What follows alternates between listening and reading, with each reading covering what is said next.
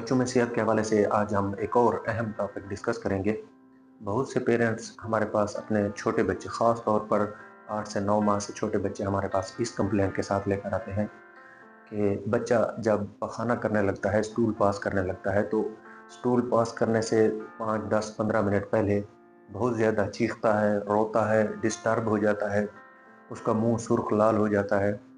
और उसके बाद फिर जाके 5, 10, 15 मिनट के बाद बच्चा स्टूल पास करता है। इसके लिए वो मुख्तलिफ मेडिसिन भी ले रहे होते हैं, कॉन्स्टिपेशन की मेडिसिन भी ले रहे होते हैं। हालाँकि बच्चा दिन में 2 से 3 मर्तबा स्टूल पास कर रहा होता है और उसको कोई कॉन्स्टिपेशन नहीं होती, लेकिन इसके बावजूद पेरेंट्स मुख्तलिफ किस्म की दवाइयाँ और टोटके इस्तेमाल कर रहे होते हैं।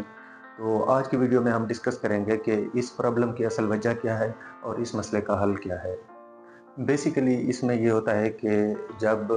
कोई बच्चा या बड़ा पखाना करने लगता है तो उसमें ब्रेन से कुछ सिग्नल्स आते हैं जो कि एब्डोमिनल मसल और जो नीचे वाले पेल्विक फ्लोर के मसल्स हैं, ब्रेन के सिग्नल की वजह से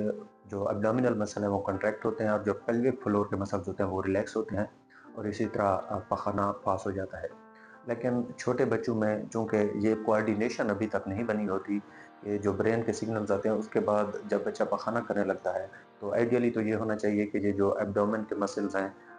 उनको कंट्रैक्ट और पेल्विक फ्लोर के मसल को रिलैक्स होना चाहिए। लेकिन ये कोऑर्डिनेशन ना होने की वजह से एब्डोमिनल मसल्स तो पेट के मसल्स को कंट्रैक्ट करते हैं, लेकिन ये जो पेल्विक फ्लोर के मसल्स हैं वो रिलैक्स नहीं हो पाते, उसी टाइम रिलैक्स नहीं होते, जिसकी वजह से स्टूल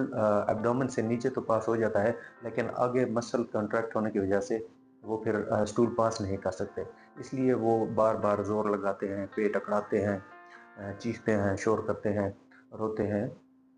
और थोड़ी देर बाद जब वो बहुत ज़्यादा ज़ोर लगा-लगा के पखाना नीचे कर देते हैं, एब्डोमेन से नीचे चला जाता है, तो फिर आखिर उसके प्रेशर की वजह से जो पेल्विक फ्लोर के मसल्स हैं वो रिलैक्स हो जाते हैं। इसको मेडिकल की टर्म में इन्फेंट डिस्कीज़िया कहते हैं